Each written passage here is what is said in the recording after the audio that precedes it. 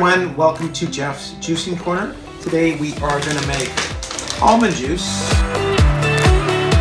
This is a 1.36 kilogram bag. I think that's about 48 ounces.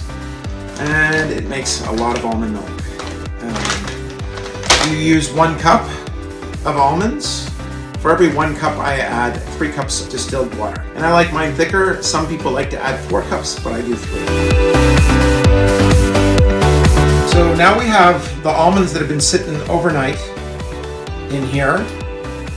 There's white in there, so we got to wash that off. So what we do is put this into a strainer, and we reuse this bowl for the juices afterwards. And then you want to strain this. So your almonds have been strained. What happens is it becomes about 1.5, maybe 1 1/3 to 1.5, depending on how full that thing of almonds was, because they expand and grow when they spend time overnight. And that makes it better for the juice. So now we're going to put the almonds in the Vitamix blender, but we're going to measure it again. We want to see how much is in there. So there is 1 full cup. And there's half a cup here. So that means I could do 4.5 cups of water. But I think I'm going to only add 4 because I like it thicker. 4 and just a little bit.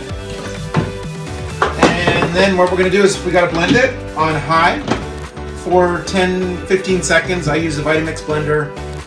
So about 10-15 seconds is perfectly fine. And then I'll show you the next step. Now we're going to blend. And now we are going to strain the almond milk, and we're using organza cheesecloth nylon bag to strain it. So then we got to pour it in.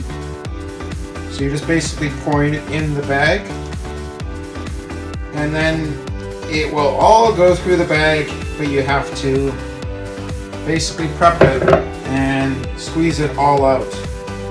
So you can see how I'm squeezing it. It's a long and boring process, but this is what it is. And I usually do it till it's quite dry. There's no more milk coming out. And then what's left is the pulp.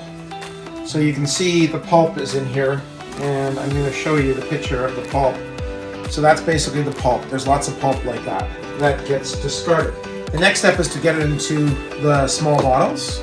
I'm using a 500 ml 18 ounce or a 700 ml 28 ounce bottle. And then we just got to pour it in. And make sure you don't overfill it. And that's about it. Thank you.